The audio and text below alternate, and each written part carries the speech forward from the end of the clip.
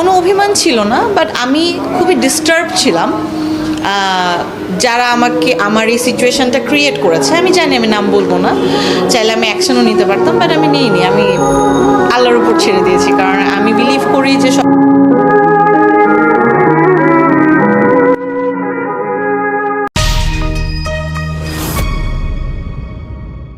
মেহজাবিনের বিয়ে ঘটনায় ব্যক্তিজীবনের আলোচনায় জড়িয়েছেন ছোট পর্দার আরেক জনপ্রিয় নায়িকা আনিকা কবির শখ। জানা যায় তিনি ছিলেন রাজীবের প্রাক্তন প্রেমিকা, কিন্তু তাদের সেই দীর্ঘদিনের সম্পর্ক ভাঙার দায়টা এবার পড়েছে মেহজাবিনের কাঁধেই। স্বামীর সঙ্গে 13 বছরের প্রেমের পরে তার বিয়েটা হলেও শখের জীবন থেকে রাজীবকে কেড়ে নেওয়ার একটা প্রাসঙ্গিক আলোচনা উঠে এসেছে।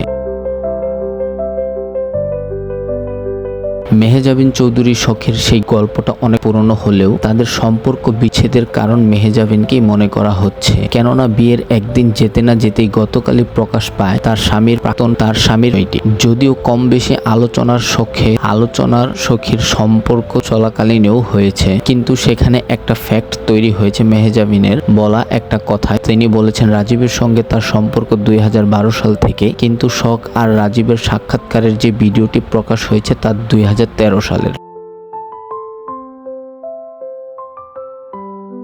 অতঃপর দুই নায়িকার সম্পর্কের এমন সমীকরণে গোলমাল পাকিয়েছে। নেটিজেনদের মনে প্রশ্ন তোলা হচ্ছে, তবে কি মেহজাবিনের আগমনে সম্পর্ক ভাঙলো কিনা শখের? যদিও রাজীবের সঙ্গে ব্রেকআপের পরে শখের জীবনে একে একে এ পর্যন্ত দুইজন পুরুষই এসেছে। নিলয়ের সঙ্গে প্রথম সংসার ভাঙার পরে এখন দ্বিতীয় স্বামীর ঘর করছেন শখ। তবে নেটিজেনদের ধারণা মেহজাবিন না হলে শখ আর রাজীবের গল্পটা ভিন্ন হলেও হতে পারত। প্রকাশিত সাক্ষাৎকারে রাজীবের সঙ্গে শখের সম্পর্কের বিষয়টি নিশ্চিত করেই একটা আপেক্ষিক আলোচনা উঠে আসেন। মেহজাবিন একই অনুষ্ঠানে রাজীবের পাশাপাশি বসে শখ নিজেই স্বীকার করেন রাজীব তার প্রেমিক।